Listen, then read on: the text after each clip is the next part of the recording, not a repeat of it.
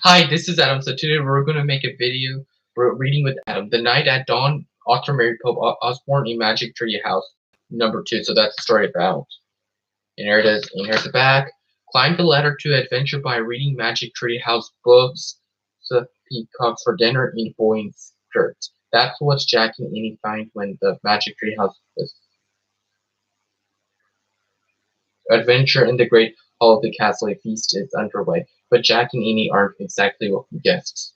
Alright, there we go. And here it is. Reading with Adam. So yeah. So I actually have a drink for you. So let's start. Splash. Jack Dog paddled through the cold black water. He heard Annie swimming too. At first it seemed as if she was swimming in front of him, but then he heard a splash behind him. Annie, he called. What? Her voice came from in front. Not behind another splash. Behind. Jack's heart almost stopped. Crocodiles, he couldn't see anything through his water straight glasses. Annie, he whispered, and there you go. Sure. Let me show it to you. Alright, actually, I read it for you. Alright. Magic Tree House #2, The Night at Dawn by Mary Pope Osborne. That's the author, illustrated by Sal Murdoch. And I'm going to show this to you, too. There you go. And then I'm going to read it for you. The Night at Dawn. Contents for a national pope. No part of this. Okay, contents. #1, The Dark Woods. Leaving again. #2, #3, Across the Bridge. #4, Into the Castle. #5, Trap. #6, Tada. #7, A Secret Passage. #8, The Night. #9, Under the Moon. #10, One Mystery Solved. 1, 10, 17, 24, 30, 36, 42, 50, 56, 62. Like, those are in the pages, and that's in the contents. That's where the pages will start. And there it is. There you go. Now let's read The Night at Dawn. And I'm so excited. #1, The Dark Woods. Jack couldn't sleep. He put his glasses on. He looked at the clock. 5:30, too early to get up. Yesterday, so many strange things had happened. Now he was trying to figure them out. He turned on the light. He picked up his notebook. He looked at the list he'd made before going to bed. And that's Jack because he got out from the bed and he put his glasses on at 5:30. Yep. So let's go to the next page. #1, The Dark Woods. Found tree house in woods. Found lots of books in it. Pointed to Peter and undone. Picture and book. Made a wish. Went to Time of Dinosaurs. Pointed to picture of frog. Greek woods. Made a wish. Came home to Frog Creek. Jack pushed his glasses into place. Who was going to believe any of this? Not his mom, or his dad, or his third-grade teacher, Miss Watkins. Only his 7-year-old sister Annie. She'd gone with him to the time of the dinosaurs. Can't you sleep? It was Annie standing in his doorway. Nope, said Jack. He neither said Annie. What are you doing? She walked over to Jack and looked at his notebook. She read the list. Aren't you going to write about the gold medal? She asked. You mean the gold medal, Leon? Said Jack. He picked up his pencil and wrote. Found this in dinosaur time. Aren't you going to put the letter M on the medal? Said Annie. Medalin? Said Jack. Not medal. He added an N. Alright, so they're talking about the Emmy medal. And I found this in dinosaur time. And I'm going to show you the pages. There you go. Yep. I can say about the stories if I want to, but I'm just going to read it for you and just show it to you. That's all I'm going to do. Yeah. Okay. Aren't you going to write about the magic person? Said Annie. We don't know for sure if there is a magic person, said Jack. Well, someone built a treehouse in the woods. Someone put the books in it. Someone lost a gold medal in dinosaur time. Medal, Leon, said Jack for the 3rd time. And I'm just writing the facts. The stuff we know for sure. Let's go back to the treehouse right now, said Annie, and find out if the magic person is a fact. Are you nuts? Said Jack. The sun's not even up yet. Come on, said Annie. Maybe we can catch them sleeping. I don't think we should, said Jack. He was worried what if the magic person was. What if he or she didn't want kids to know about the treehouse? Well, I ain't going to, said Annie. Jack looked at his window at the dark gray sky. It was almost dawn. He signed, okay, let's get dressed. I'll meet you at the back door. Be quiet. Yay, whispered Annie. She tiptoed away, as quietly as a mouse. Jack put on jeans, a warm sweatshirt, and sneakers. He tossed his notebook and pencil in his backpack. He crept downstairs. Amy was waiting by the back door. She shined a flashlight in Jack's face. Ta-da, a magic wink, she said. Shh, don't wake up, Mommy and Dad, whispered Jack, and turned that flashlight off. We don't want anyone to see us. Alright, um, Annie nodded and turned it off. Then she clipped it onto her belt. They slipped out the door into the cool early morning air. Crickets were chirping. The dog next door barked. Quiet, Henry, whispered Annie. Henry stopped barking. Animals always seemed to do what Annie said. Let's run, said Jack. They dashed across the dark, wet lawn and didn't stop until they reached the woods. We need the flashlight now, said Jack. Annie took it off her belt and switched it on step by step. She and Jack walked between the trees. Jack held his breath. The dark woods were scary.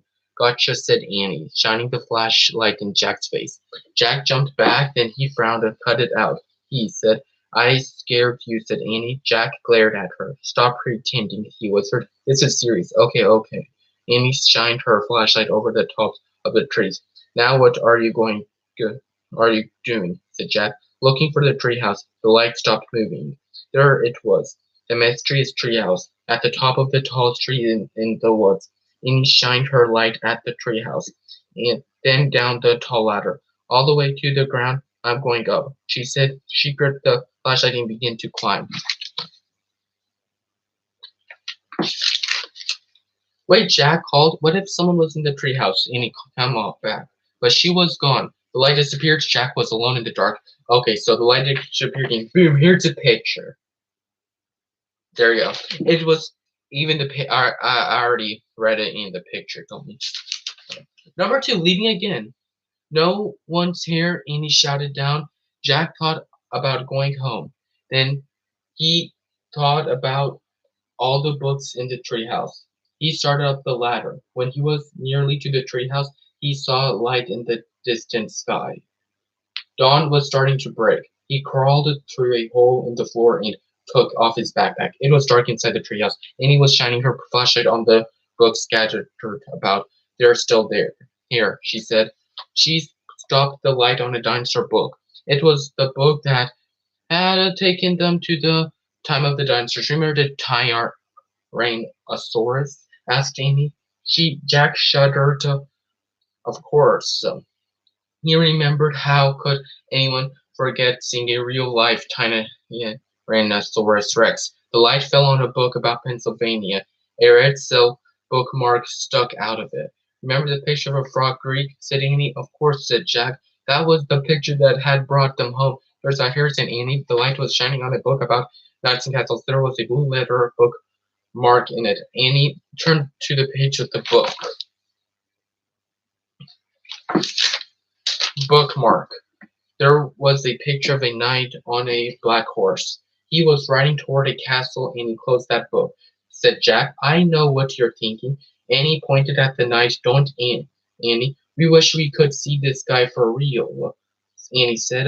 No, we don't, shouted Jack. They heard a strange sound. Nee-haw. It sounded like a horse neighing. They both went to the window. Annie shined the flashlight down on the ground.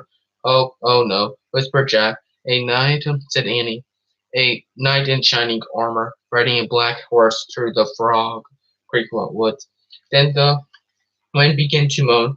The leaves began to tremble. It was happening again. We're leaving, cried Annie. Get down. The wind moaned louder.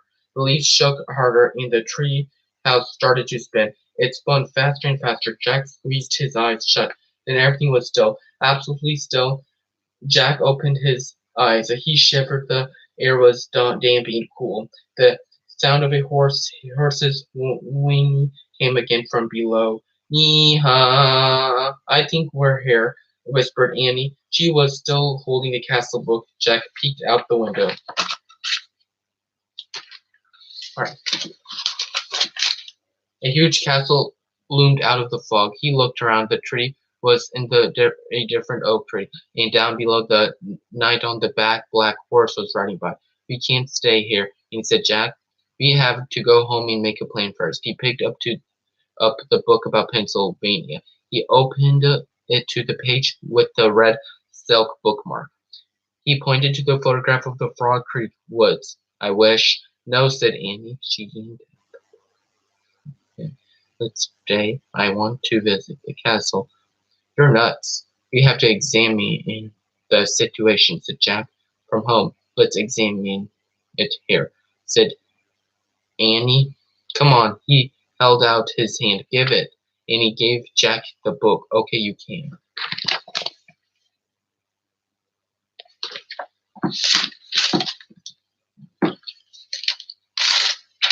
"You can go home. I'm staying," she said. She clipped the flashlight to her belt. "Wait," said Jack. "I'm going to take a peek." "A teeny peek," she said, and she scooted down the ladder. Jack groaned. "Oh, okay." She had won. He couldn't leave without her. Besides, he sort of wanted to take a peek himself. He put down the book about Pennsylvania. He dropped the castle book into his pack. He stepped onto the ladder and headed down into the cool, misty air. Chapter 3. Across the bridge. Annie was under the tree looking across the foggy ground. "The knight's riding toward that bridge, I think," said Annie. "The bridge goes to the castle." "Wait, I'll look it up," said Jack. "Give me the flashlight." He took the flashlight from her and pulled the castle book out of his backpack. He opened it to the page with the leather bookmark.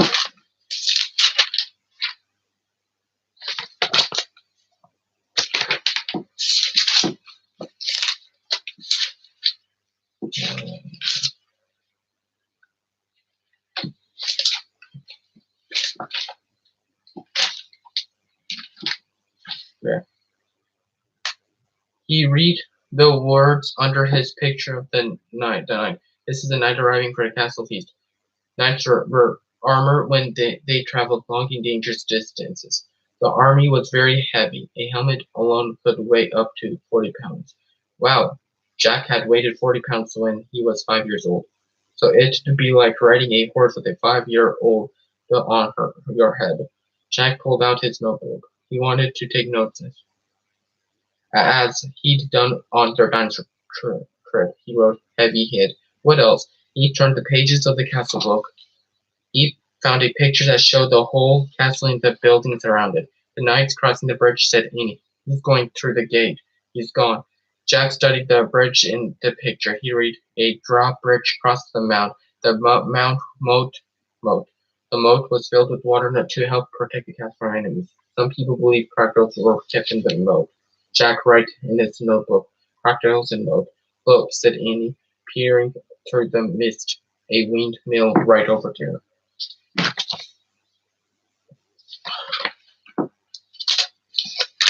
And I'm gonna show you the other pages. "Yeah, there's a windmill in here too," said Jack, pointing at the picture. "Look at the real one," Jack said. "Annie, not the one in the book." A piercing shriek filled the air. "Yeah," said Annie. "It sounded like it came from that little house over there." She pointed through the fog. "There's a little house here," said Jack, studying the picture. He turned the page and read. The Hawk House was in the inner ward of the castle. Hawks were carrying small animals. Jack wrote in his notebook, "Hawks and Hawk House." Oh, then I'm going to check.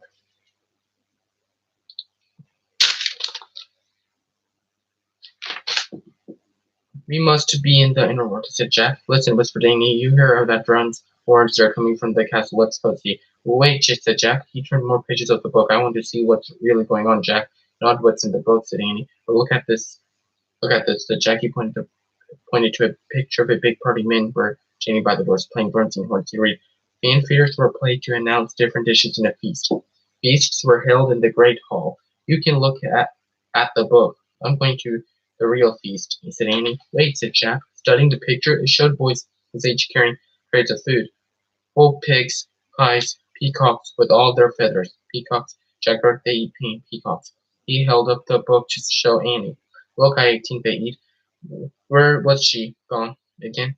Jack looked through the fog. He heard the real drums and the real horns.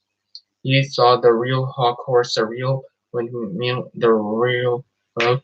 He saw Annie dashing across the real drawbridge. Then she vanished through the gate leading to the castle.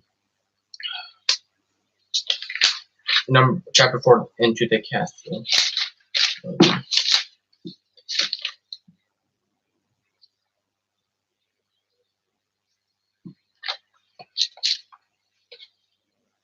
Okay. I'm going to kill her, murmured Jack. He threw his stuff into his pack and moved toward the drawbridge. He hoped no one would see him. It was getting darker. It must be night. When he got to the bridge, he started across the wooden planks creaked under his feet. He peered over the edge of the bridge. Were there any crocodiles in the moat? He couldn't tell. Halt! Someone shouted. A guard on top of the castle was looking down. Jack dashed across the bridge. He ran through the castle gate and into the courtyard. From inside the castle came up to the sounds of music, shouting, laughter. Jack hurried to a dark corner and crouched down. He shivered as he looked around for Annie. Torches lit the high wall around the courtyard. The courtyard was nearly empty. Two boys led horses that clopped over the gray cobblestones. Yee-nee-ha! Jack turned. It was the knight's black horse. Psst. He peered into the darkness. There was Annie. She was hiding behind a well in the center of the courtyard. She waved at him. Jack waved back. He waited till the boys and horses disappointed inside the stable. Then he dashed through the well. I'm going to find the music, whispered Annie. Are you coming? Okay, Jack said with a sigh. They tiptoed together across the cobblestones. Then they slipped into the entrance of the castle. Noisy music came from the bright room in front of them. They stood on the one side of the doorway and peeked in. The feast in the great hall, whispered Jack. He held his breath as he started in awe. A giant fireplace blazed at one end of the noisy room. Antlers and rugs hung on the stone walls. Flowers covered the floor. Boys in short dresses carried huge trays of food. Dogs were fighting over the bones under the tables. People in bright cloths and funny hats strolled among the crowd. Some played funny, shaped guitars.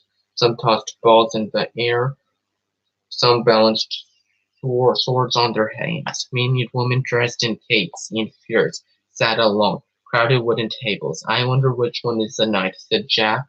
I don't know, whispered Annie, but they're eating with their fingers. Suddenly someone shouted behind them. Jack whirled around. A man carrying a tray of pies was standing a few feet away. Where art thou? She asked angrily. Jack squeaked. Jack. Annie squeaked Annie. Then they ran as fast as they could down a dimly lit hallway. Okay. Five trap. Chapter 5 trap. Okay. Come on, cried Annie. Jack raced behind her. Were they being followed? They were quick. Annie dashed toward a door off the hallway. She pushed the door open. The two of them stumbled into a dark, cold room. The door creaked shut behind them.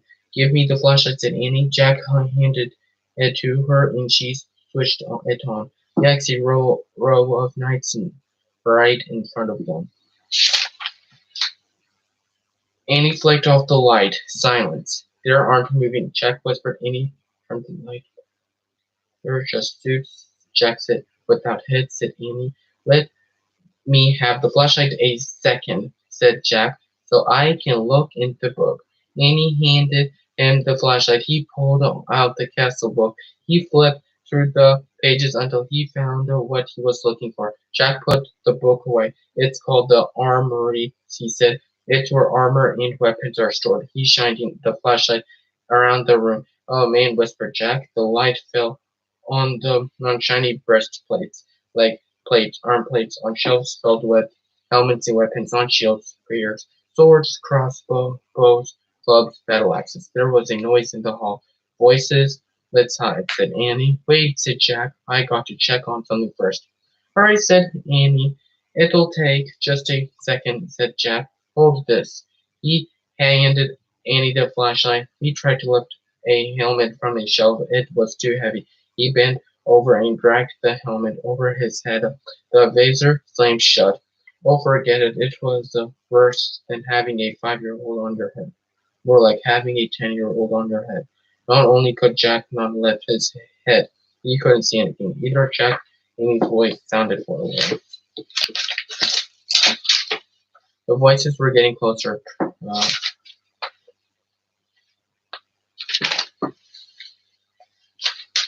The voices were getting closer. Turn off the flashlight. Jack's voice echoed inside the metal chamber. He struggled to get the helmet off. Suddenly, crashing in onto other plate pieces of armor. The metal plates and weapons clattered to the floor. Jack lay on the floor in the dark. He tried to get up, but his head was too heavy. He heard deep voices. Someone grabbed him by the arm. The next thing he knew, his helmet was being off. He was staring into the blazing light of a fiery torch. Number 6, ta-da. 7, 8, 9, 10, almost done. In the torch light, Jack saw there a huge man standing over him. One with very squinty eyes held the torch, one with a very red face held Jack, and one with a very long mustache held on to Annie. Annie was kicking, yelling, "Stop," said the one with the very long mustache. "Who art thou?" said the one with the very red face. "Spies, foreigners, Egyptians, Romans, Persians," said the squinty-eyed one. "No, no, you dummy," said Annie. "Oh, brother," Jack muttered. "There are some," said Redface. "The dungeon," said Squinty Eyes. The guards marched Jack and Annie out of the armory. Jack looked back frantically. Where was his backpack? "Go," said a guard, giving him a push. Jack went down. They marched down the long, dark hallway. Squinty, Annie, Mustache, Jack, and Fred. Down a narrow, winding staircase. Winding. Jack heard Annie shouting at the guards. "Dummies, meanies. We didn't do anything." The guards laughed. They didn't take her seriously at all. At the bottom of the stairs was a big iron door with a bar across it.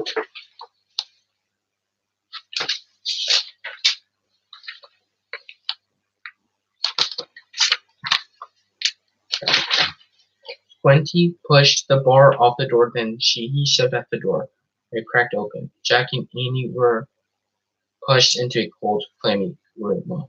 The fairy torch lit the dungeon. There were chains hanging from the filthy walls. Water dripped from the ceiling, making puddles on the stone floor.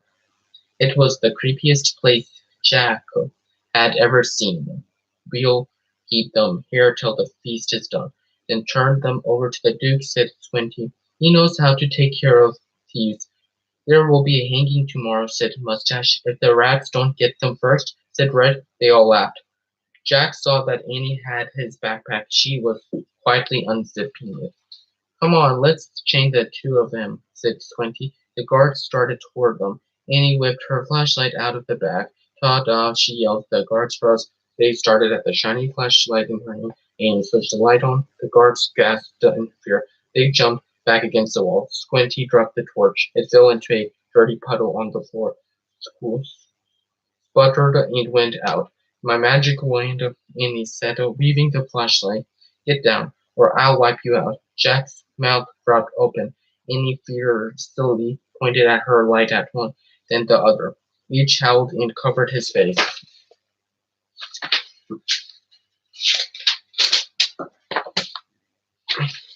"Down, all of you, get down," shouted Annie. One by one, the guards lay down on the wet floor. Jack couldn't believe it. "Come on," Annie said to him. "Let's go." Jack looked at the open doorway. He looked at the guards quacking. "On the ground, hurry," said Annie. In one quick leap, Jack followed her out of the terrible dungeon. Uh, there we go.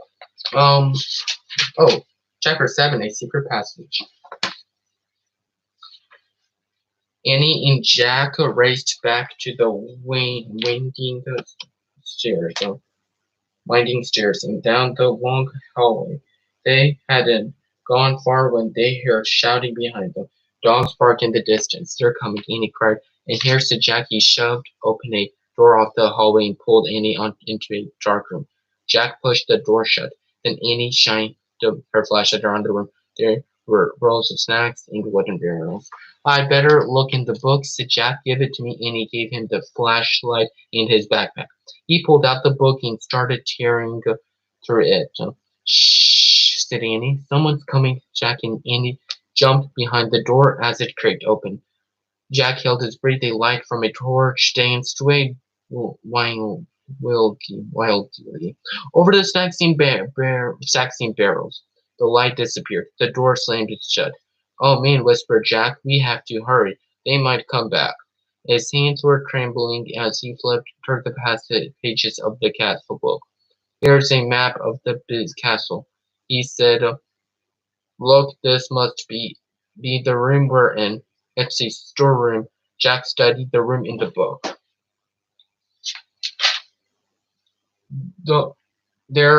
These are snacks of flour and barrels of wine. Who cares? We have to go, said Annie. Before they come back? No, look, said Jack. He pointed at the map. Here's a trapdoor. He read aloud. This door leads from the storeroom through a secret passage to a precipice over the moat. What's a precipice?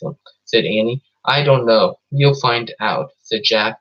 But first we have to find the door. Jack looked at the picture carefully. Then he shined the flashlight around the room. The floor of the room was made of stones. The trapdoor in the picture was 5 stones away from the door to the hall. Jack shined the light on the floor and counted the stones. 1, 2, 3, 4. 4, 5. He stamped on the 5th stone. It was loose. He put the flashlight on the floor. He worked his fingers under the 10 sheet of stone and tried to lift it. Help Jack. Annie came over and helped him lift the stone square out of its place. Underneath was a small wooden door. Jack and Annie tugged on the rope handle of the door. The door fell upon it with a thump. Jack picked up the flashlight and shined it on the hole. There's a little ladder, he said. Let's go. He climbed on the flashlight and felt his way down the small ladder and followed. Alright. I chew some gum.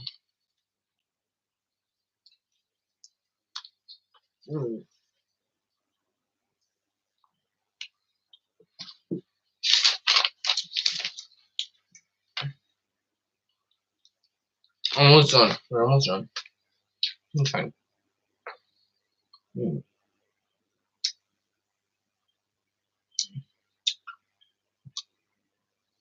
Mm. When they both reached the bottom of the bladder, Jack shined the light around them. There was a tunnel. He crouched down and began moving through the damn creepy tunnel. The flashlight barely lit the stone walls. He shook the light where the batteries running down. I think our light's dying, he said to Annie.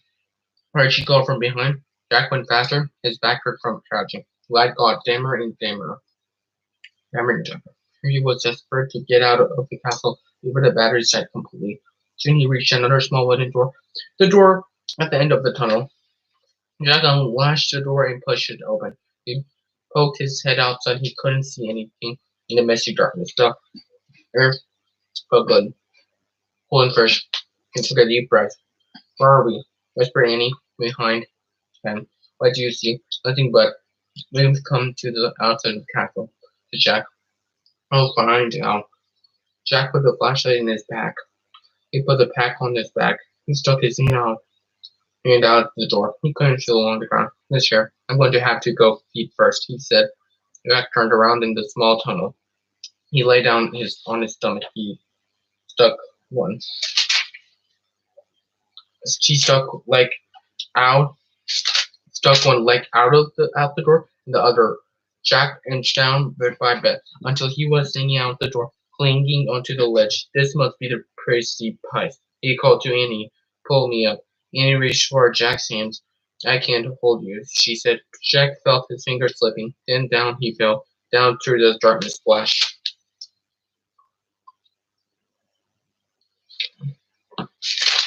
Chapter 8, The Night. Almost done. Hang tight. Chapter 8, The Night. Water filled the nose and covered his head. His glasses fell off. He grabbed them just in time. He coughed and flailed his arms. "Jack," Annie was calling from above. "I'm in the moat," said Jack, gasping for air.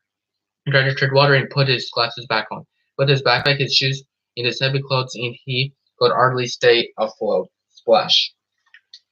"Hi, I'm here." Annie sputtered. Jack could hear her nearby, but he couldn't see her. "Which way's land?" Annie asked. "I don't know, just swim." Jack Dog paddled through the cold black water. He heard Annie swimming too. At first it seemed as if she was swimming in front of him, but then he heard a splash behind him. "Annie," he called. What her voice came from in front, not all behind. Iron splash behind Jack's heart almost stopped. Crocodiles, he couldn't see anything through his water-streaked glasses. "Annie," he whispered. "Hmm."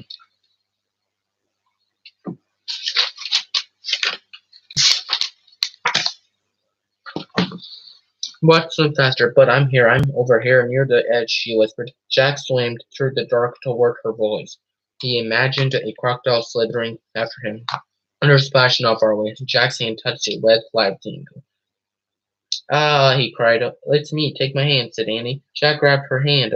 She pulled him to the edge of the moat. They crawled over an embankment onto the wet grass. Safe another splash came from the moat waters. "Oh man," Jack said. He was streaming all over. His teeth were chattering. He shook the water off his glasses and put them back on. It was so misty he couldn't see the castle. He couldn't even see the moat, much less a crocodile. "We made it," said Annie. Her teeth were chattering too. "I know," said Jack, "but where are we?" He peered at the foggy darkness. Where was the garbage? The windmill, the hog house, the grove of trees, the tree house, everything had been swallowed up by those thick, soupy darkness. Jack reached into his lit backpack and pulled out the flashlight. He pushed no more light. They were trapped not in a dungeon, but in the still cold darkness.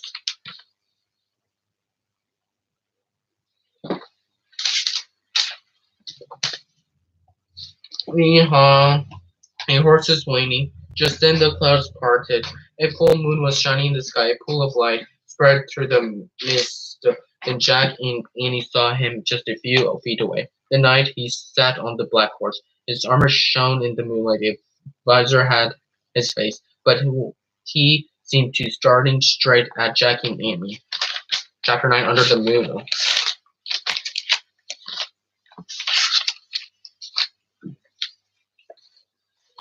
Almost done.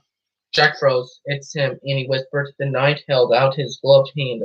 "Come on, Jack," Annie said. "Where are we going?" said Jack. "He wants to help us," said Annie. "How do you know?" "I can just tell," said Annie. Annie stepped toward the horse. The knight dismounted. The knight picked Annie up and put her on the back of his horse. "Come on, Jack," she called. Jack moved slowly toward the knight. It was like a dream. The knight picked him up too. We placed Jack on the horse behind Annie. And Knight got on behind them. He slapped the reins. The black horse cantered beside the moonlit water of the moat. Jack rocked back and forth in the saddle. The wind blew his hair. He felt very brave and very powerful. He felt as if he could ride forever on his horse. What is this mysterious night? Over the ocean, over the world, over the moon, a hawk shrieked in the darkness. "There's the tree house," said Annie. She pointed toward a grove of trees.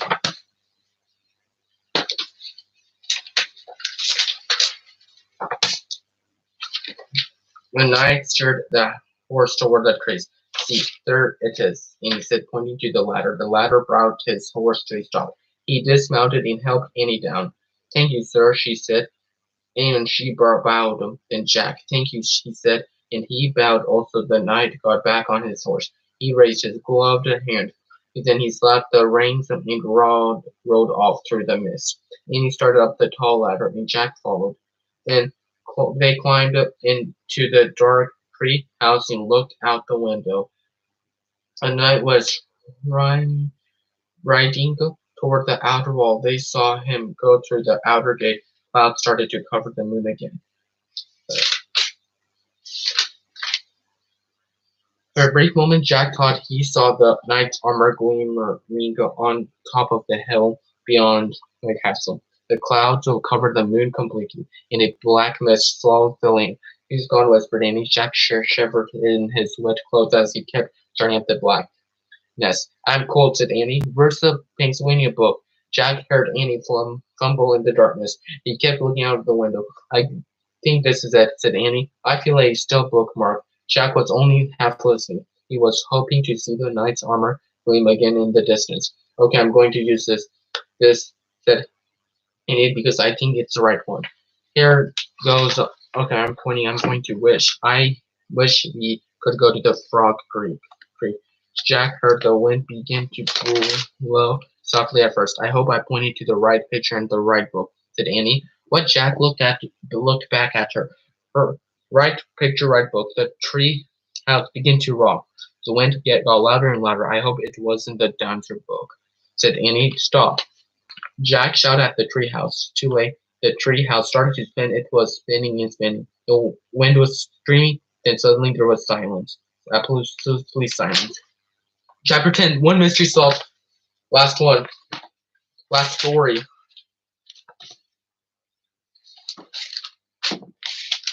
Almost done. Chapter 10. One mystery solved. The air was warm. It was down for dawn. It was down. The air was warm. It was dawn.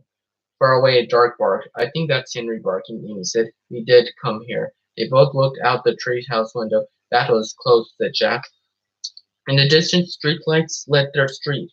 There was a light on their upstairs window. Oh no, said Amy. I think Mommy and Dad are up early. Wait, in a daze, Jack unzipped his backpack. He pulled out the castle book. It was quite but Jack placed it back with all the other books. Come on, hurry, said. Come on, hurry, he said Annie, scooting out of the treehouse. Jack followed her down the ladder. They reached a round and took off between the great black trees. They left the woods and ran down their deserted street. They got to their yard and crept across the lawn, right up to the back door. Jack and Annie slipped inside the house. They are not downstairs yet, whispered Annie. Shh, said Jack. He led the way up the stairs and down the hall. No sign of his mom or dad, but here water running in the bathroom. Their house was so different from the dark schoolhouse, so safe and cozy and friendly. Annie stepped out of her bedroom door. She gave a Jack a smiling head and disappeared inside her home. Inside her room, Jack hurried into his room. He took off his damp clothes and pulled on his dry, soft pajamas. He sat down on his bed and unzipped his backpack. He took out his wet notebook. He felt around for the pencil, but his hand touched something else. Jack pulled the blue leather bookmark out of his backpack. It must have fallen out of the castle book. Jack held the bookmark close to his lamp and studied it. The leather was smooth and worn. It seemed ancient. It seemed accident. For the first time, Jack noticed a letter on the bookmark, a faint seam. Jack opened the drawer next to the bed. He took out the gold medal one. He looked at the letter on it. It was the same M. Now this was an amazing new fact. Jack took a deep breath. One mystery solved. The person who had dropped the gold medallion in the first of the dancers was the same person who owned all the books in the treehouse. Who was this person? Jack placed the bookmark next to the medallion. He closed the drawer. He picked up his pencil. He turned to the least wet page in his notebook.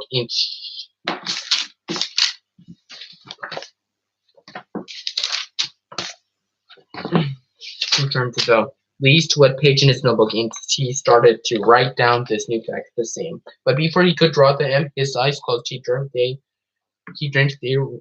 were with the night. Again, all three of them riding the black horse out the cold, dark night beyond the outer walls of the castle, and up over a moonlight hell into the mist. About the author, Mary. We're done. Let me read that. About the author, Mary Pope of Osborne is an experienced time traveler. As a kid, she and her brothers used to pretend the picnic table was a ship that could take them anywhere. She writes books that carry her and her readers' frenzies through time and around the world.